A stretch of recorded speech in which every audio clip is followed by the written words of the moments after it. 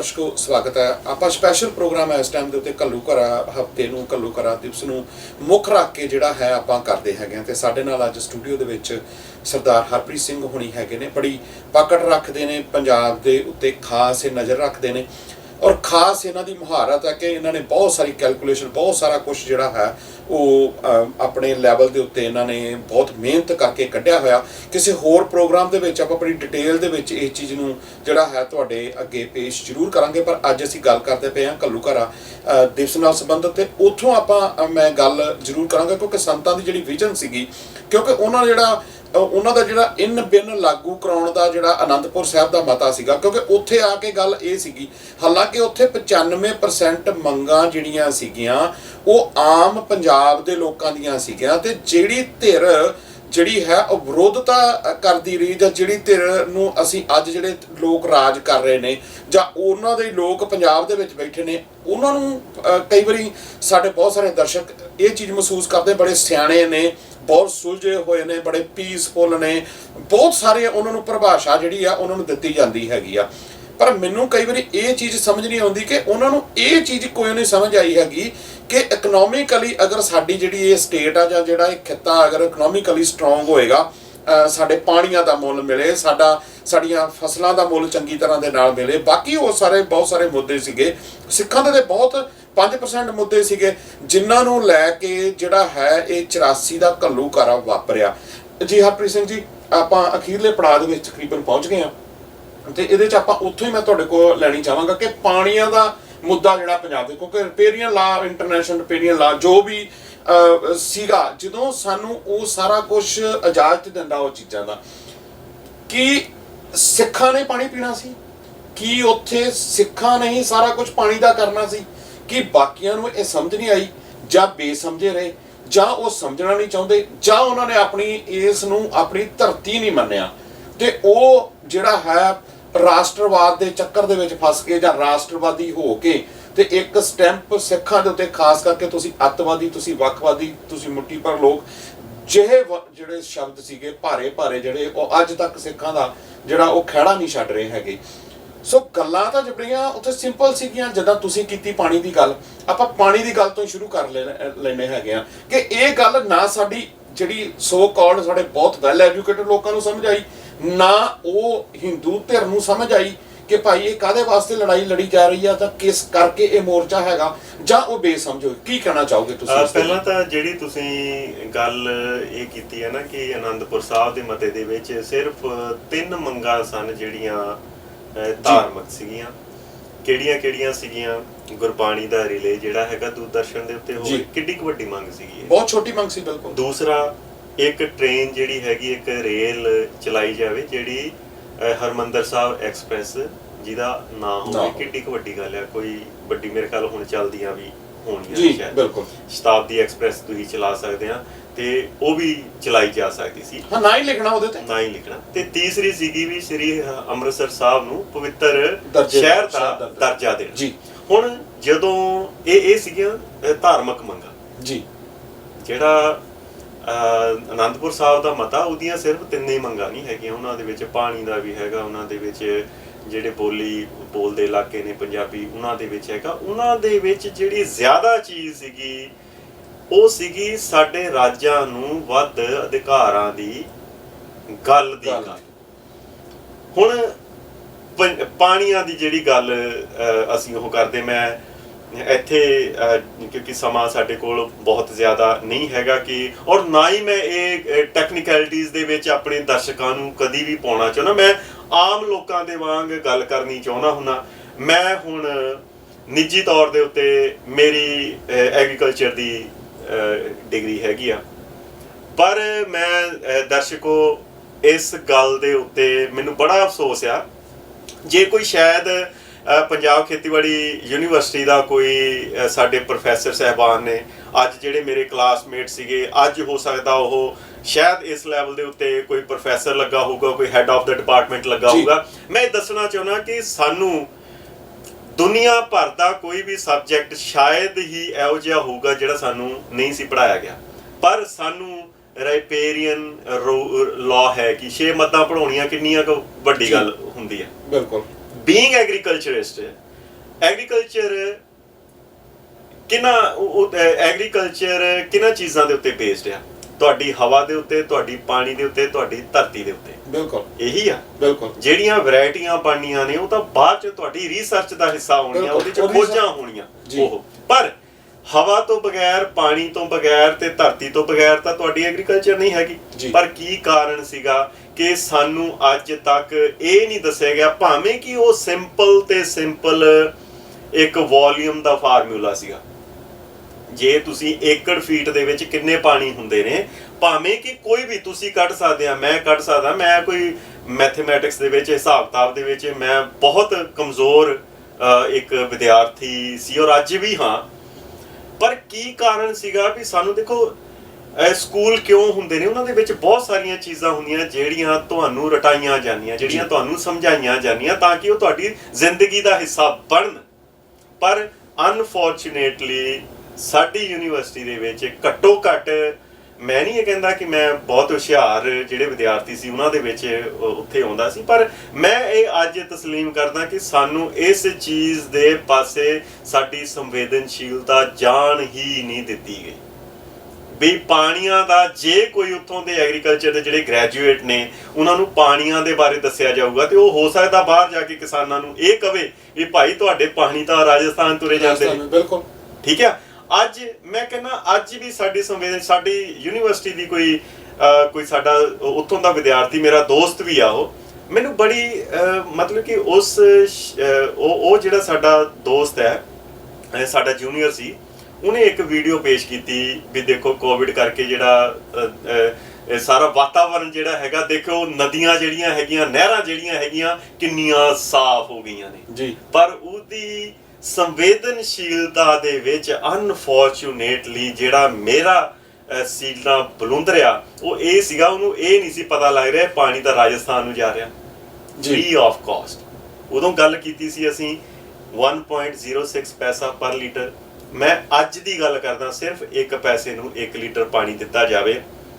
ਤੇ ਦਰਸ਼ਕੋ 1966 ਤੋਂ ਲੈ ਕੇ ਅੱਜ ਤੱਕ 2020 ਤੱਕ 8,01,292 ਕਰੋੜ ਰੁਪਏ ਦਾ ਪਾਣੀ ਜਿਹੜਾ ਹੈਗਾ ਆ, ਇਹ ਹਿੰਦੁਸਤਾਨੀ ਪੰਜਾਬ ਦਾ ਪੀ ਚੁੱਕੇ ਨੇ ਜੀ। ਮੰਨ ਲਓ 2.5 ਲੱਖ ਕਰੋੜ ਰੁਪਇਆ ਵੀ ਪੰਜਾਬ ਦੇ ਸਿਰ ਕਰਜ਼ਾ, ਤੇ ਪੰਜਾਬੀ ਜਿਹੜੇ ਹੈਗੇ ਆ ਖੁੱਲੇ ਦਿਲਾਂ ਵਾਲੇ ਹੈਗੇ ਨੇ। 2.5 ਲੱਖ ਨਹੀਂ ਇਹੀ ਕਹਿੰਦੇ, ਤੁਸੀਂ ਚੱਕੋ 3.5 ਲੱਖ ਕਰੋੜ ਰੁਪਇਆ, ਸਾਡਾ ਬਾਕੀ 5 ਲੱਖ ਕਰੋੜ ਰੁਪਇਆ ਵਾਪਸ ਕਰੋ ਜੀ। 7 ਲੱਖ ਕਰੋੜ ਰੁਪਇਆ ਜਿਹੜਾ ਸਾਡਾ ਵਾਪਸ ਕਰੋ। ਤੇ ਜਸਟ ਇਮੇਜਿਨ ਕਰੋ ਵੀ 7 ਲੱਖ ਕਰੋੜ ਰੁਪਏ ਦਾ ਮਤਲਬ ਕੀ ਆ, ਕਿੰਨੇ ਹਸਪੀਟਲ ਬਣ ਸਕਦੇ ਆ, ਕਿੰਨੇ ਕਾਰਖਾਨੇ ਉੱਤੇ ਲੱਗ ਸਕਦੇ ਆ, ਕਿੰਨੀਆਂ ਯੂਨੀਵਰਸਿਟੀਆਂ ਲੱਗ ਸਕਦੀਆਂ, ਬਣਾਈਆਂ ਜਾ ਸਕਦੀਆਂ, ਕਿੰਨੇ ਜਿਹੜੇ ਸਾਡੇ ਸਕੂਲ ਨੇ, ਕਿੰਨੇ ਟੀਚਰ ਜਿਹੜੇ ਨੇ ਉੱਤੇ ਉਹ ਰੱਖੇ ਜਾ ਸਕਦੇ, ਜਿਹੜੀਆਂ ਸਾਡੀਆਂ ਪ੍ਰਾਇਮਰੀ ਐਜੂਕੇਸ਼ਨ ਦੇ ਉੱਤੇ ਪੈਸਾ ਉਹ ਲੱਗ ਸਕਦਾ। ਕਿਸਾਨਾਂ ਦੇ ਕਰਜ਼ੇ ਮਾਫ ਕੀਤੇ ਜਾ ਸਕਦੇ ਨੇ। ਮੈਂ 2.5 ਲੱਖ ਕਰੋੜ ਰੁਪਇਆ ਕੀ ਕਿਹਾ? ਪੰਜਾਬ ਦੇ ਸਿਰ ਜੇ ਅੱਜ 2.5 ਲੱਖ ਕਰੋੜ ਰੁਪਏ ਦਾ ਕਰਜ਼ਾ, ਮੈਂ ਕਹਿੰਦਾ 3.5 ਲੱਖ ਕਰੋੜ ਰੁਪਇਆ ਦੋ ਹਿੰਦੁਸਤਾਨੀ ਨਾਲ ਭੁੱਖਿਆਂ ਨੂੰ, 3.5 ਲੱਖ ਕਰੋੜ ਰੁਪਇਆ ਦੋ, ਸਾਡਾ ਬਾਕੀ ਪੈਸਾ ਵਾਪਸ ਕਰੋ ਜੀ। ਇਹ ਸਿਰਫ ਇੱਕ ਫੈਕਟਰ ਆ।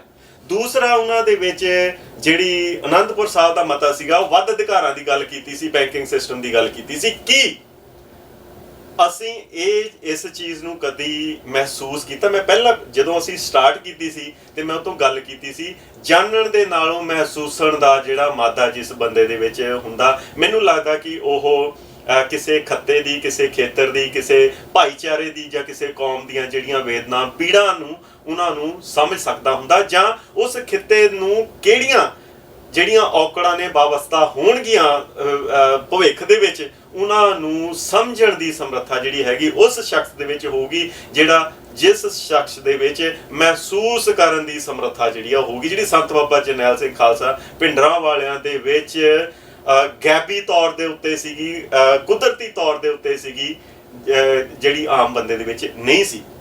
ਜਦੋਂ ਉਹਨਾਂ ਨੇ ਇਹ ਕਿਹਾ ਵੀ ਰਾਜਾਂ ਨੂੰ ਵੱਧ ਅਧਿਕਾਰ ਦੇ ਵਿੱਚ ਇਹ ਵੀ ਸੀਗਾ ਤੁਹਾਡੀਆਂ ਜਿਹੜੀਆਂ ਬੈਂਕਾਂ ਉਹ ਰਾਜਾਂ ਦੀਆਂ ਹੋਣਗੀਆਂ। ਪਰ ਅਨਫੋਰਚੂਨੇਟਲੀ ਇਹਨਾਂ ਨੇ ਕੀ ਕੀਤਾ? ਪੰਜਾਬ ਦੇ ਕੋਲ ਕੋਈ ਖਣਿਜ ਪਦਾਰਥ ਤਾਂ ਹੈ ਨਹੀਂ। ਪੰਜਾਬ ਦੇ ਕੋਲ ਕੀ ਆ? ਪੰਜਾਬ ਦੇ ਕੋਲ ਪੰਜਾਬ ਦੀ ਮਿਹਨਤ ਆ, ਪੰਜਾਬ ਦੇ ਲੋਕਾਂ ਦੀ ਮਿਹਨਤ ਆ, ਜਾਂ ਪੰਜਾਬ ਦੇ ਕੋਲ ਪੰਜਾਬ ਦਾ ਪਾਣੀ ਆ। ਜਾਂ ਪੰਜਾਬ ਦੀ ਮਿਹਨਤ ਵਾਲੇ ਮੈਂ ਇਹ ਕਹਿਣਾ ਵੀ ਪੰਜਾਬ ਦਾ ਹੀ ਹਿੱਸਾ ਨੇ ਜਿਹੜੇ ਅਸੀਂ ਲੋਕ ਬਾਹਰ ਆ ਕੇ ਜਿਹੜੇ ਖੁਸ਼ਹਾਲ ਬੈਠੇ ਆ, ਜਿਹੜੇ ਪੰਜਾਬ ਨੂੰ ਪੈਸਾ ਭੇਜ ਰਹੇ ਆ। ਕੀ ਅਸੀਂ ਕਦੀ ਅੱਜ ਤੱਕ ਇਸ ਗੱਲ ਦਾ ਅਹਿਸਾਸ ਕੀਤਾ ਕਿ ਜਿਹੜਾ ਬਾਹਰੋਂ ਪੈਸਾ ਉਧਰ ਨੂੰ ਜਾਂਦਾ ਉਹ ਕਿੱਧਰ ਜਾ ਰਿਹਾ? ਜੀ ਕਦੀ ਅਸੀਂ ਅਹਿਸਾਸ ਕੀਤਾ ਨਹੀਂ, ਕੈਲਕੂਲੇਸ਼ਨ ਕੀਤੀ। ਠੀਕ ਹੈ, ਉਹ ਮੈਂ ਤੁਹਾਨੂੰ ਇਹ ਦੱਸਦਾ।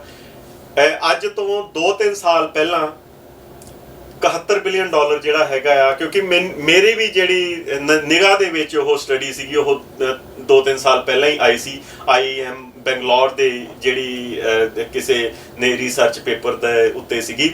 ਉਹ ਇਹ ਕਹਿ ਰਹੇ ਨੇ ਕਿ ਭਾਰਤ ਦੇ ਵਿੱਚ, ਹਿੰਦੁਸਤਾਨ ਦੇ ਵਿੱਚ ਸਿਰਫ 3 ਸੂਬੇ ਨੇ ਜਿਨ੍ਹਾਂ ਦੇ ਵਿੱਚ ਜਿਹੜੀਆਂ ਬਾਹਰਲੀਆਂ ਇਮਦਾਦਾਂ ਨੇ, ਜਿਹੜੀਆਂ ਬਾਹਰਲੇ ਲੋਕ ਪੈਸੇ ਰੈਮਿਟੈਂਸਸ ਨੇ ਜਿਹੜੀਆਂ ਉੱਧਰ ਜਾਂਦੀਆਂ ਨੇ, ਉਹਨਾਂ ਦੀ ਜਿਹੜੀ ਆਰਥਿਕਤਾ ਹੈਗੀ ਉਹ ਉਹਨਾਂ ਦੇ ਉੱਤੇ ਨਿਰਭਰ ਆ। ਉਹਨਾਂ ਦੇ ਵਿੱਚ ਗੋਆ, ਕੇਰਲਾ ਤੇ ਪੰਜਾਬ। ਔਰ ਪੰਜਾਬ ਦੇ ਵਿੱਚ ਇਹ ਲਾਇਆ ਗਿਆ ਵੀ 14% ਦੇ ਕਰੀਬ ਜਿਹੜੀ ਉਸ ਮੁਲਕ ਨੂੰ ਜਿਹੜੀਆਂ ਰੈਮਿਟੈਂਸਸ ਜਾਂਦੀਆਂ ਨੇ, ਜਿਹੜੇ ਪੈਸੇ ਇੱਧਰੋਂ ਲੋਕੀ ਬਾਹਰੋਂ ਭੇਜਦੇ ਨੇ, ਇਕਨੋਮਿਕਲੀ ਆਪਾਂ 14% ਜਿਹੜਾ ਹਿੱਸਾ ਆ ਉਹ ਪੰਜਾਬ ਦਾ ਜੀ, ਤੇ 14% ਹਿੱਸਾ ਜਿਹੜਾ ਹੈਗਾ ਆ ਉਹ 71 ਬਿਲੀਅਨ ਡਾਲਰ ਦਾ 9.6 ਬਿਲੀਅਨ ਡਾਲਰ ਬਣਦਾ। ਔਰ ਉਸ ਸਮੇਂ ਪੰਜਾਬ ਦਾ ਜਿਹੜਾ ਬਜਟ ਸੀਗਾ ਉਹ 683 ਅਰਬ ਰੁਪਏ ਦਾ ਸੀ, ਤੇ ਜਿਹੜਾ ਮੰਨ ਲਓ 9.6 is equal to 10 billion dollar, ਤੇ 10 ਬਿਲੀਅਨ ਡਾਲਰ ਜਿਹੜਾ ਹੈਗਾ ਆ ਉਦੋਂ 60 ਰੁਪਏ ਨੂੰ ਉਦੋਂ ਵੀ ਸੀਗਾ। ਇਹ ਹੈਗਾ IIM ਦੀ ਜਿਹੜੀ ਸਟੱਡੀ ਸੀ। ਪਰ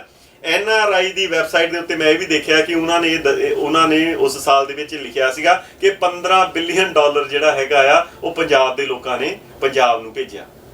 ਹੁਣ 15 ਬਿਲੀਅਨ ਡਾਲਰ 60 ਦੇ ਨਾਲ ਵੀ ਗੁਣਾ ਕਰਦੇ ਆ ਤੇ 900 ਅਰਬ ਰੁਪਈਆ ਬਣਦਾ। 683 ਅਰਬ ਰੁਪਈਆ ਤੁਹਾਡੀ ਬਜਟ ਆ, 900 ਅਰਬ ਰੁਪਈਆ ਸਿਰਫ ਪੰਜਾਬੀਆਂ ਨੇ, ਸਿੱਖਾਂ ਨੇ। ਪੰਜਾਬੀਆਂ ਨੇ ਮਤਲਬ ਵੀ ਜਦੋਂ ਅਸੀਂ ਉਹ ਬਾਹਰਲੇ ਮੁਲਕਾਂ ਦੇ ਵਿੱਚ ਸਿੱਖ ਹੀ ਨੇ ਜ਼ਿਆਦਾ, ਔਰ ਇਹਦੇ ਚ ਸਾਨੂੰ ਕੋਈ ਐ ਨਹੀਂ ਹੇਠੀ ਮਤਲਬ ਮਹਿਸੂਸ ਕਰਨ ਦੀ ਲੋੜ ਨਹੀਂ ਹੈਗੀ ਵੀ ਜੇ ਅਸੀਂ ਕਵਾਂਗੇ ਸਿੱਖਾਂ ਨੇ ਭੇਜਿਆ। ਫਿਰ ਉਹ ਅਗਲਾ ਸਵਾਲ ਕਿ ਹਿੰਦੂ ਨਹੀਂ ਹੈਗੇ ਨੇ। ਅਸੀਂ ਕਦੋਂ ਕਹਿੰਦੇ ਆ ਵੀ ਹਿੰਦੂ ਜਾਂ ਮੁਸਲਮਾਨ ਜਾਂ ਈਸਾਈ ਨਹੀਂ ਹੈਗੇ, ਨਹੀਂ ਹੈਗੀਆਂ ਨੇ। ਪਰ ਜਿਹੜੇ ਸਾਨੂੰ ਵੀ ਪਤਾ ਕਿ ਬਹੁਤਾਤ ਦੇ ਵਿੱਚ ਆ ਜਿਹੜੇ US ਹੈਗਾ, ਕੈਨੇਡਾ ਹੈਗਾ, ਉੱਤਰੀ ਅਮਰੀਕਾ ਹੈਗਾ, ਯੂਰਪ ਹੈਗਾ ਜਾਂ ਆਸਟ੍ਰੇਲੀਆ ਦੇ ਵਿੱਚ ਜਿਹੜੇ ਹੈਗੇ ਨੇ, ਉਹ ਬਹੁਤਾਤ ਦੇ ਵਿੱਚ ਸਾਡੇ ਪੰਜਾਬੀ ਜਿਹੜੇ ਸਾਡੇ ਸਿੱਖ ਨੇ ਉਹ ਗਏ ਹੋਏ ਨੇ, ਉਹ ਪੈਸਾ ਉੱਧਰ ਭੇਜਦੇ ਨੇ। ਮੈਂ ਨਹੀਂ ਇਹ ਕਹਿ ਰਿਹਾ ਕਿ ਅਸੀਂ ਪੈਸਾ ਜਿਹੜਾ ਪੰਜਾਬ ਸਰਕਾਰ ਤੇ ਚਲਾਉਣ ਲਈ ਭੇਜਦੇ ਹਾਂ, ਪਰ ਗੱਲ ਇਹ ਹੈਗੀ ਆ ਵੀ ਕੋਈ ਵੀ ਪੈਸਾ ਤੁਸੀਂ 100 ਡਾਲਰ ਭੇਜਦੇ ਆ, ਮੈਂ 1000 ਡਾਲਰ ਭੇਜਦਾ ਜਾਂ ਕੋਈ ਹੋਰ ਲੱਖ ਡਾਲਰ ਆਪਣੇ ਰਿਸ਼ਤੇਦਾਰ ਨੂੰ ਭੇਜਦਾ, ਚਾਹੇ ਕੋਈ ਉਸ 100 ਡਾਲਰ ਦੇ ਸੇਬ ਖਾ ਲਵੇ, ਚਾਹੇ ਕੋਈ 1 ਲੱਖ ਡਾਲਰ ਦੀ ਕੋਠੀ ਬਣਾ ਲਵੇ, ਪਰ ਅਲਟੀਮੇਟਲੀ ਘੁੰਮਦਾ ਪੈਸਾ ਬੈਂਕਿੰਗ ਸਿਸਟਮ ਦੇ ਵਿੱਚ ਜਾ। ਹੁਣ ਮੈਂ ਤੁਹਾਨੂੰ ਇਹ ਦੱਸਣਾ ਚਾਹੁੰਦਾ ਵੀ ਪੈਸਾ ਜਾ ਕਿੱਥੇ ਰਿਹਾ ਜੀ। ਇਕੱਠਾ ਕੀਤਾ ਜਾ ਰਿਹਾ ਪੈਸਾ, ਸਾਡੇ ਕੋਲ ਇਕੱਠਾ ਕੀਤਾ ਜਾ ਰਿਹਾ। ਹੁਣ 2% ਜਿਹੜੇ ਲੋਕ ਨੇ ਉਹਨਾਂ ਦੇ ਕੋਲ ਉਸ ਮੁਲਕ ਦੀਆਂ 19% ਕਾਰਾਂ, 2% ਲੋਕ ਨੇ ਜਿਹੜੇ ਉਸ ਮੁਲਕ ਦੇ, ਉਹਨਾਂ ਦੇ ਕੋਲ 25% ਤੋਂ ਜ਼ਿਆਦਾ ਜਿਹੜੇ ਨੇ ਟਰੈਕਟਰ ਨੇ। ਉਹ ਕੀ ਕਰਦੇ ਪਏ ਨੇ ਉੱਥੇ? ਕਿਉਂ?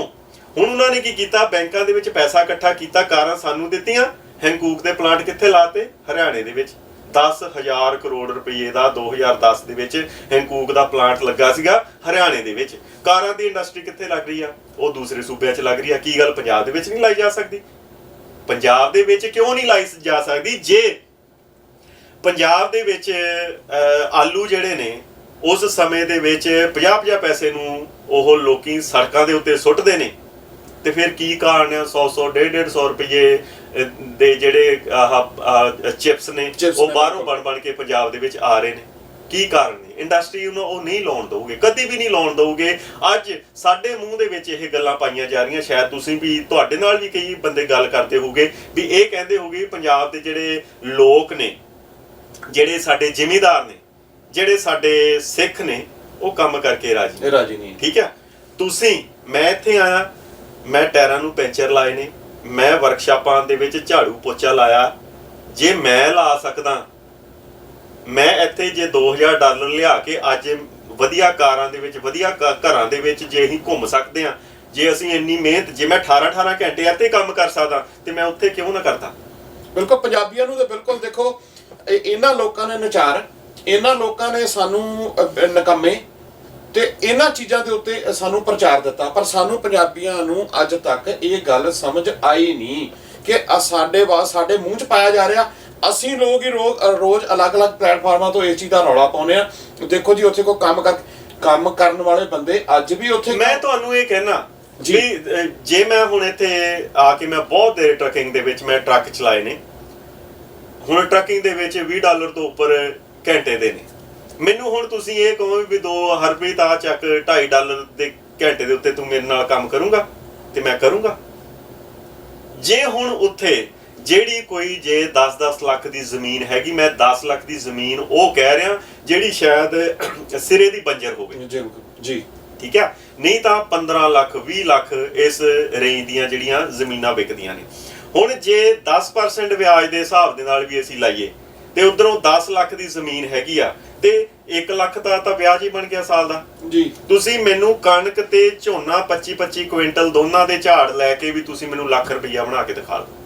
ਤੁਹਾਡੇ ਇਕਵਿਪਮੈਂਟ ਦਾ ਖਰਚਾ ਸਰਕਾਰ ਦਊਗੀ, ਤੁਹਾਡੇ ਬੀਜਾਂ ਦਾ ਖਰਚਾ ਸਰਕਾਰ ਦਊਗੀ, ਤੁਹਾਡੀ ਰੇਹ ਦਾ ਖਰਚਾ ਜਿਹੜੀ ਹੈਗੀ ਸਰਕਾਰ ਦਊਗੀ, ਤੁਹਾਡੇ ਜਿਹੜੇ ਪੈਸਟੀਸਾਈਡ ਹਰਬੀਸਾਈਡ ਨੇ ਫੰਜੀਸਾਈਡ ਨੇ ਸਾਰਿਆਂ ਦਾ ਪੈਸਾ ਜਿਹੜਾ ਸਰਕਾਰ ਦਊਗੀ, ਤੁਹਾਡੇ ਬੱਚਿਆਂ ਦੀਆਂ ਫੀਸਾਂ ਸਰਕਾਰ ਦਊਗੀ, ਤੁਹਾਡੇ ਬੱਚਿਆਂ ਦੀਆਂ ਵਰਦੀਆਂ ਸਰਕਾਰ ਦਊਗੀ, ਤੁਹਾਡੀ ਰੋਟੀ ਪਾਣੀ ਸਰਕਾਰ ਦਊਗੀ, ਸਾਰਾ ਤੁਹਾਡਾ ਖਰਚਾ ਫ੍ਰੀ। ਤੁਸੀਂ ਮੈਨੂੰ ਸਿਰਫ 1 ਲੱਖ ਰੁਪਏ ਦੀਆਂ ਜਿਹੜੀਆਂ ਫਸਲਾਂ ਨੇ ਉਸ 1 ਕਿੱਲੇ ਦੇ ਵਿੱਚ ਕੱਢ ਕੇ ਦਿਖਾ ਦਿਓ। ਜੇ ਤੁਸੀਂ ਨਹੀਂ ਦਿਖਾ ਸਕਦੇ ਫਿਰ ਤੁਸੀਂ ਸਾਡੇ ਉੱਤੇ ਇਹ ਬਲੇਮ ਕਿੱਦਾਂ ਲਾ ਸਕਦੇ ਆ ਵੀ ਅਸੀਂ ਕੰਮ ਕਰਕੇ ਰਾਜੀ ਨਹੀਂ ਜੀ। ਕਿਸ ਗੱਲ ਦੇ ਉੱਤੇ ਅਸੀਂ ਕੰਮ ਕਰੀਏ, ਕਿਸ ਗੱਲ ਦੇ ਉੱਤੇ? ਜੇ ਉਹੋ ਹੀ ਬੱਚਾ ਬਾਹਰ ਆ ਕੇ ਕਾਰਾਂ ਵੀ ਵਧੀਆ ਲੈ ਸਕਦਾ, ਬਾਹਰ ਆ ਕੇ ਉਹ ਨੌਕਰੀਆਂ ਵੀ ਵਧੀਆ ਲੈ ਸਕਦਾ, ਮਿਹਨਤਾਂ ਵੀ ਜ਼ਿਆਦਾ ਕਰ ਸਕਦਾ, ਜਿਹੜਾ $2,000 ਲੈ ਕੇ ਆਇਆ ਸੀਗਾ ਅੱਜ $2 ਮਿਲੀਅਨ ਦਾ ਮਾਲਕ ਬਣਿਆ ਬੈਠਾ। ਜੇ ਇੱਥੇ ਆ ਕੇ ਬਣ ਕੇ ਬੈਠ ਗਿਆ ਤੇ ਉੱਥੇ ਕਿਉਂ ਨਹੀਂ? ਉੱਥੇ ਤਾਂ ਨਹੀਂ ਕਿ ਉਹ ਧਰਤੀ ਜਿਹੜੀ ਹੈਗੀ ਆ ਕੋਈ ਸਰਾਪੀ ਪਈ ਆ, ਉੱਥੇ ਤਾਂ ਕਿਉਂਕਿ ਹਿੰਦੁਸਤਾਨ ਇਹ ਨਹੀਂ ਚਾਹੁੰਦਾ ਕਿ ਪੰਜਾਬ ਕਿਸੇ ਵੀ ਹਿਸਾਬ ਦੇ ਨਾਲ ਤਰੱਕੀ ਕਰੇ। ਪੰਜਾਬ ਹੀ ਕਿਉਂ? ਕਿਉਂਕਿ ਪੰਜਾਬ ਦੇ ਵਿੱਚ ਸਿੱਖ ਵਸਦੇ ਨੇ। ਇਹ ਗੱਲ ਜਿੰਨੀ ਦੇਰ ਤੱਕ ਸਾਡੇ ਸਮਝ ਨਹੀਂ ਆਉਂਦੀ, ਜਿੰਨੀ ਦੇਰ ਤੱਕ ਅਸੀਂ ਉਹਨਾਂ ਦੇ ਪ੍ਰਕਰਣ ਨੂੰ, ਜਦੋਂ ਤੱਕ ਅਸੀਂ ਉਹਨਾਂ ਦੇ ਬਿਰਤਾਂਤ ਨੂੰ, ਉਹਨਾਂ ਦੀਆਂ ਪਰਿਭਾਸ਼ਾਵਾਂ ਨੂੰ ਅਸੀਂ ਆਪਣੇ ਮੋਢੇ ਤੇ ਲੱਦੀ ਫਿਰਾਂਗੇ, ਸਾਨੂੰ ਗੱਲ ਸਮਝ ਨਹੀਂ ਆਉਣੀ।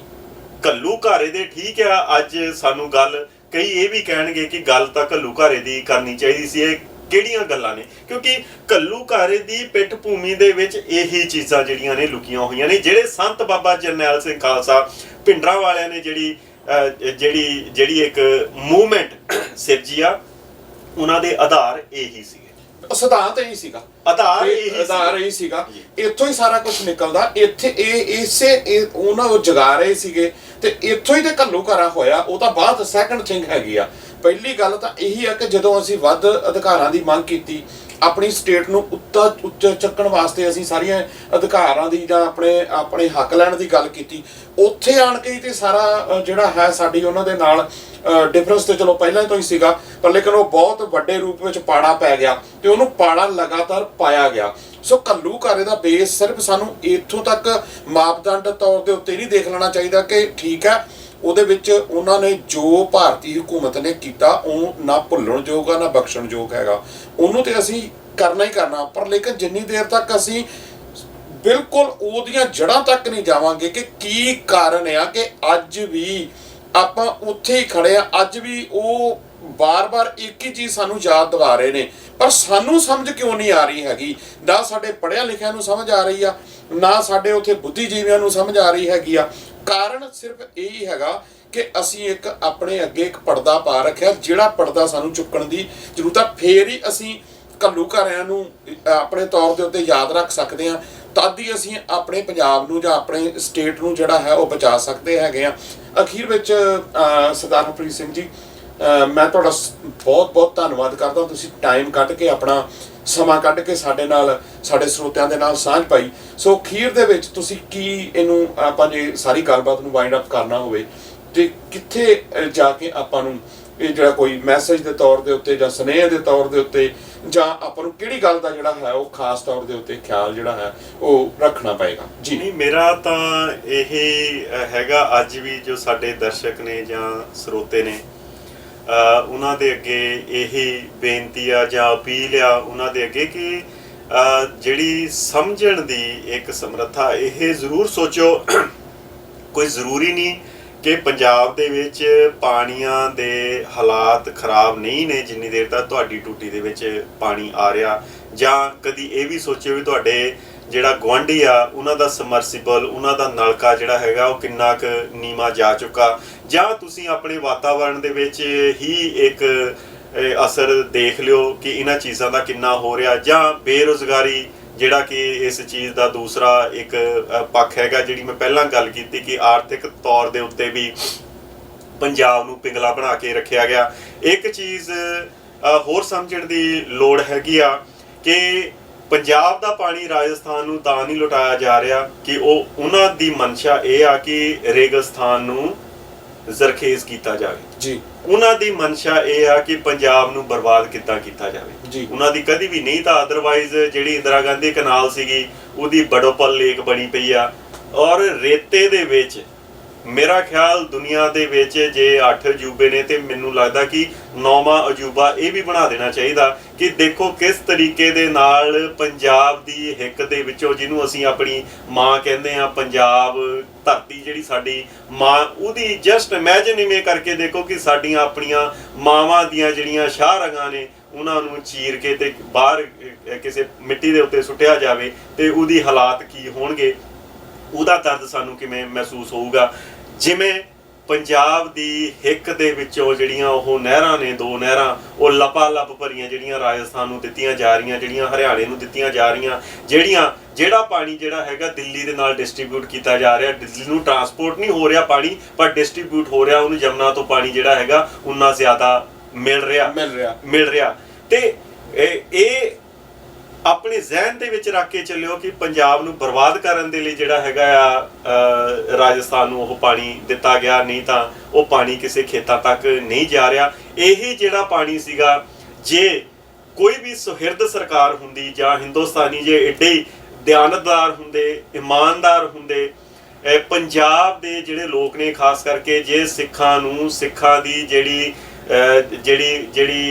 ਦੇਸ਼ ਭਗਤੀ ਦਾ ਕੋਈ ਇਨਾਮ ਜਾਂ ਉਹਦਾ ਕੋਈ ਅਹਿਸਾਨ ਦਾ ਬਦਲਾ ਚੁਕਾਉਣਾ ਚਾਹੁੰਦੇ ਤੇ ਉਹ, ਅਸੀਂ ਇਹ ਨਹੀਂ ਕਹਿੰਦੇ ਕਿ ਉਹ ਸਾਨੂੰ ਕੁਝ ਦਿੰਦੇ, ਉਹ ਏਡੇ ਉਹਨਾਂ ਦੀ ਔਕਾਤ ਨਹੀਂ ਹੈਗੀ ਕਿ ਉਹ ਸਾਨੂੰ ਕੁਝ ਦੇ ਸਕਦੇ, ਘੱਟੋ ਘੱਟ ਸਾਡਾ ਨਾ ਲੁੱਟਦੇ। ਮੈਂ ਹੁਣ ਇਹਦੀ ਇਦਾਂ ਤਸ਼ਬੀਹ ਦੇਣੀ ਚਾਹੁੰਦਾ ਵੀ ਕੋਈ ਇੱਕ ਬੰਦਾ ਬਿਮਾਰ ਆ, ਉਹਨੂੰ ਕਿਸੇ ਦਾ ਖੂਨ ਚਾਹੀਦਾ, ਉਹਦਾ ਭਰਾ ਤਕੜਾ ਆ, ਕੋਈ ਹੁਣ ਜ਼ਰੂਰੀ ਤਾਂ ਨਹੀਂ ਹੈਗਾ ਵੀ ਉਹਦੀ ਸ਼ਾਹ ਰਗ ਵੱਢ ਕੇ ਉਹਦੇ ਮੂੰਹ 'ਚ ਪਾ ਦਿਓ, ਉਹਦਾ ਖੂਨ ਲਓ, ਤੁਸੀਂ ਉਹਨੂੰ ਖੂਨ ਲਓ 2 ਲੀਟਰ 1 ਲੀਟਰ 3 ਮਹੀਨੇ ਬਾਅਦ, ਹਰੇਕ 3 ਮਹੀਨੇ ਬਾਅਦ ਉਹਦਾ ਕੱਢੀ ਜਾਓ ਤਾਂ ਵੀ ਉਹਨੂੰ ਫਰਕ ਨਾ ਪਵੇ। ਪਰ ਇਹਨਾਂ ਨੇ ਇਹ ਨਹੀਂ ਕੀਤਾ, ਇਹਨਾਂ ਨੇ ਇਹ ਕੀਤਾ ਕਿ ਉਹਦੀ ਸ਼ਾਹ ਰਗ ਵੱਢ ਕੇ ਉਹਦੇ ਮੂੰਹ ਦੇ ਵਿੱਚ ਪਾ ਦਿਓ, ਨਾ ਉਹਨੂੰ ਫਾਇਦਾ ਹੋਇਆ ਤੇ ਨੁਕਸਾਨ ਇਹਦਾ ਹੋ ਗਿਆ। ਬਿਲਕੁਲ ਜੀ। ਔਰ ਇਹ ਚੀਜ਼ਾਂ ਜਿਹੜੀਆਂ ਨੇ ਸਾਨੂੰ ਆਪਣੇ ਜ਼ਿਹਨ ਦੇ ਵਿੱਚ ਲਿਆਉਣੀਆਂ ਪੈਣੀਆਂ ਨੇ। ਸਵਾਲ ਜੇ ਤੁਸੀਂ ਕਰਦੇ ਹੋ ਕਿਸੇ ਨੂੰ ਤੇ ਉਹਨਾਂ ਦੇ ਜਵਾਬ ਤੁਸੀਂ ਆਪ ਖੋਜੋ ਪਹਿਲਾਂ ਜੀ। ਇਹ ਕੋਈ ਕਿਸੇ ਦਾ ਕੋਈ, ਜੇ ਮੈਂ ਕਿਸੇ ਚੀਜ਼ ਨੂੰ ਸਪੋਰਟ ਕਰਦਾ,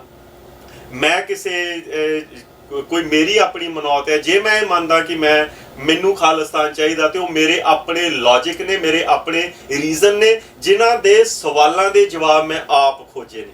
ਮੈਨੂੰ ਨਹੀਂ ਕਿਸੇ ਕੁਲਵਿੰਦਰ ਸਿੰਘ ਨੇ ਨਹੀਂ ਮੈਨੂੰ ਦੱਸਿਆ, ਮੈਨੂੰ ਕਿਸੇ ਬਲਕਾਰ ਸਿੰਘ ਨੇ ਨਹੀਂ ਦੱਸਿਆ, ਕਿਸੇ ਨੇ ਨਹੀਂ ਦੱਸਿਆ। ਜਿਹੜੇ ਮੇਰੇ ਸਵਾਲ ਸੀਗੇ ਘੱਟੋ ਘੱਟ ਖੋਜਣ ਦੀ ਕੋਸ਼ਿਸ਼ ਤਾਂ ਕਰੋ, ਜਿਹੜੇ ਤੁਸੀਂ ਨਾਰਮਲ ਤਰੀਕੇ ਦੇ ਨਾਲ ਖੋਜ ਸਕਦੇ ਆ। ਜਿਹੜੇ ਬੰਦੇ ਕਹਿੰਦੇ ਨੇ ਕਿ ਬੰਦਰਗਾਹਾਂ ਨਹੀਂ ਹੈਗੀਆਂ, ਉਹ ਇਹ ਬੰਦੇ ਕਿਉਂ ਨਹੀਂ ਖੋਜ ਸਕੇ ਕਿ ਜਿਨ੍ਹਾਂ ਕੋਲ ਬੰਦਰਗਾਹਾਂ ਨਹੀਂ ਹੈਗੀਆਂ ਉਹ ਮੁਲਕ ਕਿੰਨੇ ਨੇ ਦੁਨੀਆ ਭਰ ਦੇ ਵਿੱਚ, ਉਹਨਾਂ ਦੀ ਆਰਥਿਕਤਾ ਜਿਹੜੀ ਹੈਗੀ ਆ ਕਿਹੋ ਜਿਹੀ ਹੈਗੀ ਆ, ਜਾਂ ਜਿਹੜੇ ਮੁਲਕਾਂ ਦੇ ਵਿੱਚ ਬੰਦਰਗਾਹਾਂ ਸੀਗੀਆਂ ਫਿਰ ਹਰੇਕ ਚੌਥਾ ਭੁੱਖਾ ਜਿਹੜਾ ਹੈਗਾ ਉਹ ਉਹਨਾਂ ਮੁਲਕਾਂ ਦੇ ਵਿੱਚ ਕਿਉਂ, ਇੰਡੀਆ 'ਚ ਕਿਉਂ ਨਹੀਂ ਅਸੀਂ ਇਹ ਚੀਜ਼ਾਂ ਜਿਹੜੀਆਂ ਹੈਗੀਆਂ ਅਸੀਂ ਇਹ ਸੋਚੀਆਂ, ਅਸੀਂ ਇਹ ਖੋਜੀਆਂ। ਸਾਡੇ ਜਿਹੜੇ ਸੰਸਥਾਵਾਂ ਨੇ, ਸਾਡੇ ਜਿਹੜੇ ਵੱਡੀਆਂ ਯੂਨੀਵਰਸਿਟੀਜ਼ ਨੇ, ਉਹਨਾਂ ਦਾ ਇਸ ਪਾਸੇ ਵੱਲ ਨੂੰ ਅਕਾਦਮਿਕ ਤੌਰ ਦੇ ਉੱਤੇ ਰੁਝਾਨ ਕਿਉਂ ਨਹੀਂ ਬਣਿਆ, ਉਹ ਸੋਚ ਕਿਉਂ ਨਹੀਂ ਬਣੀ ਕਿ ਆਪਣੇ ਲੋਕਾਂ ਨੂੰ ਅਸੀਂ ਇਹਨਾਂ ਪੱਖਾਂ ਵੱਲ ਜਾਗਰੂਕ ਕਰੀਏ, ਸੈਂਸਿਟਿਵ ਕਰੀਏ, ਸੰਵੇਦਨਸ਼ੀਲ ਬਣਾਈਏ ਇਹਨਾਂ ਚੀਜ਼ਾਂ ਨੂੰ। ਕਿਉਂਕਿ ਉਹ ਵੀ ਜਿਹੜੀ ਤੁਸੀਂ ਕਹਿ ਰਹੇ ਹੋ ਬੁੱਧੀਜੀਵੀ, ਸੋ ਕਾਲਡ ਅਖੌਤੀ ਬੁੱਧੀਜੀਵੀ ਜਾਂ ਅਖੌਤੀ ਜਿਹੜੇ ਇੰਟੈਲੈਕਚੁਅਲਸ ਨੇ, ਕਿਸੇ ਵੀ ਜਿਹੜੀ ਅਪਰੈਸਿਵ ਸਟੇਟ ਹੁੰਦੀ ਆ, ਜਿਹੜੇ ਇਹ 2 ਤਬਕੇ ਨੇ, ਬੁੱਧੀਜੀਵੀ ਔਰ ਸੋ ਕਾਲਡ ਇੰਟੈਲੈਕਚੁਅਲ, ਉਹ ਹਮੇਸ਼ਾ ਉਹਨਾਂ ਦੇ ਝਾੜੂ ਬਰਦਾਰ ਬਣ ਕੇ ਚੱਲਦੇ ਨੇ। ਇਹਨਾਂ ਦੀਆਂ ਐਗਜ਼ਾਮਪਲਾਂ ਜੇ ਤੁਸੀਂ ਹਿੰਦੁਸਤਾਨ ਦੇ ਇਤਿਹਾਸ 'ਚ ਵੀ ਲਓ ਤੇ ਬੇਸ਼ੁਮਾਰ ਮਿਲਣਗੀਆਂ ਤੁਹਾਨੂੰ ਹਿੰਦੁਸਤਾਨ ਦੇ ਇਤਿਹਾਸ ਦੇ ਵਿੱਚ। ਮੈਂ ਸਿਰਫ ਤੁਹਾਨੂੰ ਇੱਕ ਨਿੱਕੀ ਜਿਹੀ ਹਿੰਟ ਦੇ ਸਕਦਾ ਕਿ ਜੇ ਗੋਰਿਆਂ ਦੇ ਵਿੱਚ ਇੰਨੀ ਤਾਕਤ ਨਹੀਂ ਸੀ ਕਿ ਉਹ 1757 ਤੋਂ ਲੈ ਕੇ 1947 ਦੇ ਵਿੱਚ 1947 ਤੱਕ ਉਸ ਮੁਲਕ ਦੇ ਉੱਤੇ ਕਾਬਿਜ਼ ਰਹਿੰਦੇ, ਅੰਟਿਲ ਅਨਲੈਸ ਸਾਡੇ ਆਪਣੇ ਜਿਹੜੇ ਲੋਕ ਸੀਗੇ ਉਹਨਾਂ ਨੂੰ ਉਹ ਰਾਜ ਨਾ ਪਰੋਸਿਆ ਹੁੰਦਾ। ਹੁਣ ਜੇ ਅਸੀਂ ਉਸੇ ਚੀਜ਼ ਇੰਟੈਲੈਕਚੁਅਲ ਦੇ ਵਿੱਚ, ਮੈਂ ਮਦਨ ਲਾਲ ਢੀਂਗਰੇ ਦੀ ਜਿਹੜਾ ਕਿ ਸ਼ਹੀਦ ਹੋਇਆ ਉਸ ਮੁਲਕ ਦੇ ਲਈ, ਮਦਨ ਲਾਲ ਢੀਂਗਰੇ ਦੇ ਪਰਿਵਾਰ ਦੇ ਵਿੱਚ ਉਹਨਾਂ ਦੇ ਜਿਹੜੇ 7 ਭਰਾ ਸੀਗੇ, ਸਾਰੇ ਡਾਕਟਰ, ਸਾਰੇ ਵੱਡੇ ਵਕੀਲ। ਉਹਨਾਂ ਦਾ ਪਿਓ ਜਿਹੜਾ ਸੀਗਾ ਉਹ ਡਾਕਟਰ ਸੀਗਾ। ਔਰ ਜਦੋਂ ਮਦਨ ਲਾਲ ਢੀਂਗਰੇ ਨੇ ਕਰਜ਼ਨ ਵਲੀ ਦਾ ਕਤਲ ਕੀਤਾ, ਜਦੋਂ ਮਦਨ ਲਾਲ ਢੀਂਗਰੇ ਦੀ ਫਾਂਸੀ ਹੋਈ, ਤੇ ਉਹਨਾਂ ਦੇ ਪਰਿਵਾਰ ਨੇ ਆਪਣੇ ਨਾਂ ਦੇ ਨਾਲੋਂ ਢੀਂਗਰਾ ਜਿਹੜਾ ਸੀਗਾ ਉਹ ਡਿਸਓਨ ਕਰ ਦਿੱਤਾ ਸੀਗਾ। ਕਿਉਂਕਿ ਉਹਨਾਂ ਦਾ ਪਰਿਵਾਰ ਇੰਟੈਲੈਕਚੁਅਲ ਜਿਹੜੇ ਡਾਕਟਰ ਨੇ, ਜਿਹੜੇ ਜਿਨ੍ਹਾਂ ਨੇ ਉੱਥੇ ਰਹਿਣਾ, ਜਿਨ੍ਹਾਂ ਨੇ ਉੱਥੇ ਵਿਚਰਨਾ, ਉਹ ਉਸ ਸਟੇਟ ਦੇ ਨਾਲ ਜੁੜ ਕੇ ਚੱਲਦੇ ਨੇ। ਔਰ ਇਹਦਾ ਮੈਂ ਇੱਕ ਹੋਰ ਹਿੰਟ ਇਹ ਦੇਣਾ ਚਾਹੁੰਦਾ ਕਿ 1861 ਦੀ ਜਿਹੜੀ ਸੈਂਸਸ ਸੀਗੀ ਉਹਦੇ ਵਿੱਚ ਹਿੰਦੁਸਤਾਨ ਦੀ ਜਿਹੜੀ ਆਬਾਦੀ ਸੀ ਕੋਈ 179 ਮਿਲੀਅਨ, ਯਾਨੀ ਕਿ 18 ਕਰੋੜ ਦੇ ਕਰੀਬ ਜਿਹੜੀ ਸੀ ਉਹ ਆਬਾਦੀ ਸੀ। ਔਰ ਸਿਰਫ 3000 ਜਿਹੜਾ ਗੋਰਾ ਸੀਗਾ ਉੱਥੇ ਸੀ, ਯਾਨੀ ਕਿ ਹਰੇਕ 60,000 ਭਾਰਤੀ ਨੂੰ ਇੱਕ ਗੋਰਾ ਆਉਂਦਾ ਸੀ। ਕੰਨਿਆ ਕੁਮਾਰੀ ਤੋਂ ਲੈ ਕੇ ਲੰਡਨ ਤੱਕ ਦਾ ਜਿਹੜਾ ਸਫ਼ਰ ਆ ਉਹ 8000 ਕਿਲੋਮੀਟਰ ਤੋਂ ਘੱਟ ਆ, 7600 ਸਮਥਿੰਗ ਆ, ਮੈਨੂੰ ਐਗਜ਼ੈਕਟ ਨਹੀਂ ਪਤਾ। ਪਰ ਤੁਸੀਂ ਜਸਟ ਇਮੇਜਿਨ ਕਰੋ ਵੀ 60,000 ਬੰਦੇ ਨੂੰ, ਜੇ 60,000 ਬੰਦੇ ਨੂੰ ਇੱਕ ਬੰਦੇ ਨੂੰ ਘਨੇੜੀ ਚੱਕ ਕੇ, ਮੋਢੇ ਤੇ ਚੱਕ ਕੇ ਕੰਨਿਆ ਕੁਮਾਰੀ ਤੋਂ ਲੰਡਨ ਵੀ ਛੱਡ ਕੇ ਆਉਣਾ ਹੁੰਦਾ, ਤੇ ਮੈਨੂੰ ਨਹੀਂ ਲੱਗਦਾ ਵੀ ਹਰੇਕ ਬੰਦੇ ਨੂੰ ਕਿਲੋਮੀਟਰ ਵੀ ਜਾਣਾ ਪੈਂਦਾ ਜੀ। ਇਹ ਉਸ ਪੂਰੇ ਮਾਹੌਲ ਦੀ ਤਰਾਸਦੀ ਆ ਇਹ। ਔਰ ਅੱਜ ਵੀ ਇਹੀ ਚੀਜ਼ ਆ। ਅੱਜ ਗੋਰਿਆਂ ਦੇ ਨਾਲੋਂ ਸਾਡੇ ਉੱਤੇ, ਸਾਨੂੰ ਤਾਂ ਇੱਕ ਸਿੱਖ ਦੇ ਉੱਤੇ 50 ਮੋਢਿਆਂ ਦੇ ਉੱਤੇ ਬੈਠੇ ਹੋਏ ਨੇ ਵੀ ਜੇ ਤੁਸੀਂ ਜਦੋਂ ਉਸ ਸਮੇਂ ਸਲਤਨਤ ਜਿਹੜੀ ਲੜਾਈ ਸੀਗੀ ਉਹ ਤਾਂ ਬਹੁਤ ਛੋਟੀ ਸੀਗੀ। ਅੱਜ ਦੀ ਜਿਹੜੀ ਸਲਤਨਤ ਆ ਉਹਦੇ ਵਿੱਚ ਤੁਸੀਂ ਇਹ ਦੇਖ ਲਓ ਵੀ ਕਿਸ ਤਰੀਕੇ ਨਾਲ ਮਿਸ ਇਨਫੋਰਮੇਸ਼ਨ ਜਿਹੜੀ ਹੈਗੀ ਆ ਉਹ ਤੁਹਾਨੂੰ ਦਿੱਤੀ ਜਾ ਰਹੀ ਆ, ਉਹ ਤੁਹਾਨੂੰ ਪਰੋਸੀ ਜਾ ਰਹੀ ਆ, ਜਿਹਦੇ ਵਿੱਚ ਹਰੇਕ ਦਾ ਨੈਰੇਟਿਵ ਜਿਹੜਾ ਹੈਗਾ ਉਹ ਬਦਲ ਦਿੱਤਾ ਗਿਆ। ਖਾਸ ਤੌਰ ਦੇ ਉੱਤੇ ਮਿਡਲ ਕਲਾਸ ਦੀ ਜਿਹੜੀ ਐਲੀਟ ਜਾਂ ਜਿਹੜਾ ਤਬਕਾ ਹੈਗਾ, ਉਹ ਜਿਵੇਂ ਤੁਸੀਂ ਇਹ ਕਹਿ ਰਹੇ ਹੋ ਕਿ ਬੁੱਧੀਜੀਵੀ ਤੇ ਇੰਟੈਲੈਕਚੁਅਲ, ਮੈਂ ਇਹ ਕਹਿਣਾ ਕਿ ਬੁੱਧੀਜੀਵੀ ਤੇ ਇੰਟੈਲੈਕਚੁਅਲ ਕਦੀ ਨਹੀਂ ਬੋਲਦੇ ਹੁੰਦੇ।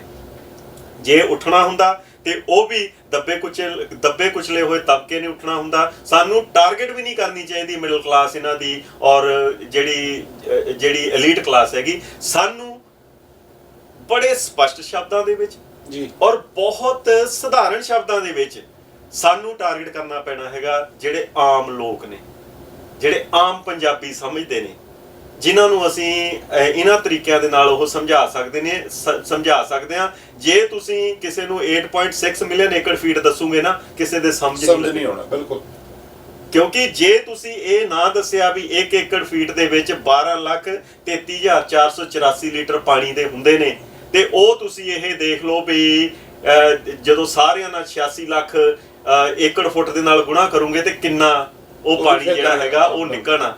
ਇਹ ਜਿਹੜੀਆਂ ਚੀਜ਼ਾਂ ਨੇ ਆਮ ਬੰਦੇ ਨੂੰ ਸਮਝਾਈਆਂ ਜਾਣ, ਹੋਰ ਨਹੀਂ ਕੁਛ। ਤੇ ਇਹਨਾਂ ਵੀ ਬ੍ਰੈਕਟਾਂ ਨੂੰ ਹੋਰ ਸੋਲਵ ਕਰਕੇ ਵੀ ਜਿਹੜਾ 8,01,292 ਕਰੋੜ ਰੁਪਈਆ ਕਿੰਨਾ ਕੁ ਹੋਊਗਾ, ਕਿੰਨਾ ਕੁ ਕੁਛ ਤੁਸੀਂ ਉਸਾਰ ਸਕਦੇ ਆ। ਜੇ ਤੁਸੀਂ ਇਹ ਚੀਜ਼ਾਂ, ਮੈਂ ਸਿਰਫ ਇਹ ਕਹਿ ਰਿਹਾ ਵੀ ਅਸੀਂ ਇੱਕ ਤੰਦ ਛੇੜੀ ਆ। ਹੁਣ ਜਿਹੜੇ ਵੀ ਬੰਦੇ ਦੀ ਜਿੰਨੀ ਵੀ ਸਮਰੱਥਾ ਹੈਗੀ ਆ, ਉਹ ਆਪਣੀ ਸਮਰੱਥਾ ਦੇ ਮੁਤਾਬਕ ਵੱਖਰੀਆਂ ਤੰਦਾਂ ਨੂੰ ਅੱਗੇ ਦੇਖੇ ਕਿ ਇਹ ਤੰਦ ਜਿਹੜੀ ਹੈਗੀ ਕਿੱਥੇ ਜਾ ਕੇ ਜੁੜਦੀ ਆ, ਜਾਂ ਇਹਦਾ ਕੀ ਅਸਰ, ਜਾਂ ਇਹਦੀ ਕੀ ਸੁਰ ਨਿਕਲਦੀ ਆ, ਉਹ ਜ਼ਰੂਰ ਆਪਣੇ ਤੌਰ ਦੇ ਉੱਤੇ ਹਰ ਇੱਕ ਇੰਡੀਵਿਜੂਅਲ। ਔਰ ਬੜੀਆਂ ਗੱਲ ਇਹ ਹੈ ਕਿ ਸਾਨੂੰ ਇੱਕ ਆਬਜੈਕਟਿਵ, ਇੱਕ ਸੰਕਲਪ ਸਿਰਜਣਾ ਪੈਣਾ, ਲੱਭਣਾ ਪੈਣਾ। ਔਰ ਉਹ ਤੋਂ ਬਾਅਦ ਜਦੋਂ ਲੱਭਣ ਦੇ ਉੱਤੇ ਚਲੇ ਗਏ ਤਾਂ ਇਹ ਬਹੁਤ ਸਧਾਰਨ ਚੀਜ਼ਾਂ ਨੇ, ਬਹੁਤ ਸਿੰਪਲ। ਜੇ ਮੇਰੇ ਵਰਗਾ ਨਲਾਇਕ ਜਿਹਾ ਇੱਕ ਵਿਦਿਆਰਥੀ ਆਹ ਚੀਜ਼ਾਂ ਕੱਢ ਸਕਦਾ, ਤੇ ਜਿਹੜੇ ਜਸਟ ਇਮੇਜਿਨ ਕਰੋ ਜਿਹੜੇ ਬਹੁਤ ਹੁਸ਼ਿਆਰ ਨੇ ਉਹ ਕੀ ਕੁਛ ਨਹੀਂ ਕਰ ਸਕਦੇ। ਪਰ ਉਹਦੇ ਲਈ ਤੁਹਾਡੀ ਸੋਚ ਦਾ ਸਿੱਧਿਆ ਹੋਣਾ ਜਾਂ ਸਦਿਆ ਹੋਣਾ, ਕਿਸੇ ਚੀਜ਼ ਵੱਲ ਸੇਧਿਤ ਹੋਣਾ, ਉਹ ਬਹੁਤ ਜ਼ਰੂਰੀ ਹੈ ਜੀ। ਸੋ ਮੇਨ ਚੀਜ਼ ਵੀ ਅਸੀਂ ਇਹ ਲਈਏ ਵੀ ਇੱਕ ਜੇ ਅਸੀਂ ਤੋਤੇ ਨੂੰ ਵੀ ਆਜ਼ਾਦੀ ਪਸੰਦ ਆ ਤੇ ਕੀ ਕਾਰਨ ਸੀਗਾ ਵੀ ਸਿੱਖ ਨੂੰ ਜਿਹੜੀ ਹੈਗੀ ਆ ਉਹ ਆਜ਼ਾਦੀ ਤੋਂ ਇੰਨੀ ਨਫ਼ਰਤ ਹੋ ਗਈ? ਕੀ ਕਾਰਨ ਹੈ ਕਿ ਸਿੱਖ ਨੂੰ ਇਹ ਜਦੋਂ ਕੋਈ ਕਹਿੰਦਾ ਕਿ ਤੁਹਾਨੂੰ ਆਜ਼ਾਦੀ ਚਾਹੀਦੀ ਆ ਤੇ ਉਹ ਕਹਿੰਦਾ ਕਿ ਖੁਸ਼ਹਾਲੀ ਕਿੱਥੋਂ ਆਊਗੀ, ਉਹ ਕਹਿੰਦਾ ਕਿ ਬੰਦਰਗਾਹ ਕਿਹੜੀ ਲੱਗੂਗੀ, ਉਹ ਕਹੂਗਾ ਕਿ ਉਹ ਏਰੀਆ ਛੋਟਾ ਆ, ਉਹ ਇਹ ਕਹੂਗਾ ਕਿ ਇਹ ਆਲੇ ਦੁਆਲੇ ਦੀਆਂ ਜਿਹੜੀਆਂ ਹੋਸਟਾਈਲ ਸਟੇਟਸ ਨੇ ਉਹਨਾਂ ਨਾਲ ਘਿਰਿਆ ਹੋਇਆ। ਯਾਨੀ ਕਿ ਆਜ਼ਾਦੀ ਨੂੰ ਹੀ ਤੁਸੀਂ ਗੁਲਾਮ ਕਰ ਦਿੱਤਾ, ਆਪਣੇ ਆਪ ਹੀ ਤੁਸੀਂ ਗੁਲਾਮੀ ਗੁਲਾਮ ਕਰੇ। ਸੋ ਉਹ ਚੀਜ਼ਾਂ ਨੂੰ ਸਪਸ਼ਟ ਕਰੋ। ਇੱਕ ਤੁਸੀਂ ਇਹ ਲੈ ਕੇ ਚੱਲੋ ਕਿ ਤੁਸੀਂ ਸਿੱਖ ਹੋ, ਤੁਹਾਡੀ ਇੱਕ ਕੌਮ ਸੀ, ਉਹ ਕੌਮ ਜਿਹੜੀ ਐਨੇ ਜਿਹੜੇ ਵਿਖੜੇ ਹੋਏ ਪੈਂਡੇ ਸੀਗੇ ਉਹ ਵੀ ਉਹਨਾਂ ਨੇ ਬੜੇ ਸੰਭਲ ਕੇ ਉਹ ਸਰ ਕੀਤੇ ਨੇ, ਔਰ ਤੁਸੀਂ ਅੱਜ ਆਜ਼ਾਦੀ ਨੂੰ ਹੀ ਆਪਣੀਆਂ ਸੌੜੀਆਂ ਜਿਹੀਆਂ ਜਿਹੜੀਆਂ ਮੈਂ ਇਹ ਕੀ ਕਹਾਂ ਕਿ ਨਿੱਜੀ ਮਫਾਦ ਜਾਂ ਉਹ ਤੋਂ ਵੀ ਅੱਗੇ ਜਾ ਕੇ ਇਹ ਜਾਂਦੀ ਮਫਾਦ ਚਾਹੇ ਨਾ ਵੀ ਹੋਣ, ਪਰ ਉਹ ਜਿਹੜੀ ਸਾਡੀਆਂ ਨਿੱਕੀਆਂ ਨਿੱਕੀਆਂ ਸਮਝਾਂ ਦੇ ਵਿੱਚ ਅਸੀਂ ਲਪੇਟ ਕੇ ਉਹ ਲੈ ਆਏ ਸੀ। ਕਿਉਂ ਨਹੀਂ ਅੱਜ ਆਪਾਂ ਆਪਣੀਆਂ ਖੁੱਲੀਆਂ ਅੱਖਾਂ ਦੇ ਨਾਲ ਉਹ ਸੁਪਨੇ ਕਿਉਂ ਨਹੀਂ ਦੇਖਣਾ ਚਾਹੁੰਦੇ? ਸੁਪਨੇ ਦੇਖੋਗੇ ਤਾਂ ਕਿਸੇ ਨਾ ਕਿਸੇ ਦਿਨ ਸਾਕਾਰ ਵੀ ਹੋਣਗੇ, ਬਸ਼ਰਤੇ ਕਿ ਉਹ ਤੁਹਾਡੀਆਂ ਜਾਗਦੀਆਂ ਅੱਖਾਂ ਉਹ ਸੁਪਨੇ ਉਹ ਦੇਖਣ। ਔਰ ਇਹੀ ਚੀਜ਼ ਮੈਨੂੰ ਇਹ ਲੱਗਦਾ ਕਿ ਮਹਿਸੂਸਣ ਦੀ ਔਰ ਸੁਪਨਾ ਦੇਖਣ ਦੀ ਜੇ ਅਸੀਂ ਆਪਣੇ ਵਿੱਚ ਆਦਤ ਜਾਂ ਆਪਣੇ ਵਿੱਚ ਉਹ ਲਿਆਕਤ ਪਾ ਸਕੇ ਤੇ ਮੈਨੂੰ ਲੱਗਦਾ ਕਿ ਘੱਲੂਘਾਰਾ ਯਾਦ ਕਰਨ ਦੀ ਜਾਂ ਘੱਲੂਘਾਰੇ ਨੂੰ ਮੈਂ ਸ਼ਰਧਾਂਜਲੀ ਤਾਂ ਨਹੀਂ ਕਵਾਂਗਾ, ਕਿਉਂਕਿ ਸ਼ਰਧਾਂਜਲੀ ਉਸ ਚੀਜ਼ ਨੂੰ ਦਿੱਤੀ ਜਾਂਦੀ ਆ ਜਿਹਦੀ ਮੌਤ ਹੋਈ ਹੁੰਦੀ ਆ। ਸਾਨੂੰ ਇਹ ਘੱਲੂਘਾਰਾ ਜਿਹੜਾ ਹੈਗਾ ਆ ਉਹ ਆਪਣੇ ਦਿਲ ਦੇ ਵਿੱਚ ਨਸੂਰ ਵਾਂਗ ਉਹਨੂੰ ਪਾਲਣਾ ਚਾਹੀਦਾ, ਉਹਦਾ ਇਲਾਜ ਨਹੀਂ, ਉਹਨੂੰ ਪਾਲੀਏ ਅਸੀਂ ਹਰ ਰੋਜ਼। ਜੇ ਕੋਈ ਕਰ ਸਕਦਾ ਹਰ ਰੋਜ਼ ਕਰੇ, ਜੇ ਨਹੀਂ ਕਰ ਸਕਦਾ ਤੇ ਘੱਟੋ ਘੱਟ ਇਹਨਾਂ ਦਿਨਾਂ ਦੇ ਵਿੱਚ ਵੱਧ ਤੋਂ ਵੱਧ ਜਿੰਨਾ ਝੂਠ ਉਹ ਫੈਲਾ ਰਹੇ ਨੇ, ਅਸੀਂ ਸਿਰਫ 4 ਦਿਨ ਆਪਣਾ ਸੱਚ ਜਿਹੜਾ ਹੈਗਾ ਲੋਕਾਂ ਅੱਗੇ ਰੱਖੀਏ, ਤਾਂ ਕਿ ਉਸ ਸੱਚ ਨੂੰ ਦਬਾਉਣ ਦੇ ਲਈ ਜਾਂ ਉਸ ਸੱਚ ਨੂੰ ਝੂਠ ਸਾਬਤ ਕਰਨ ਲਈ ਜਿਹੜਾ ਦੁਸ਼ਮਣ ਦਾ ਹੋਰ ਜ਼ਿਆਦਾ ਜ਼ੋਰ ਲੱਗੇ। ਕਿਉਂਕਿ ਇਹ ਕਿਹਾ ਜਾਂਦਾ ਕਿ ਇੱਕ ਝੂਠ ਨੂੰ 100 ਵਾਰੀ ਬੋਲੂਗੇ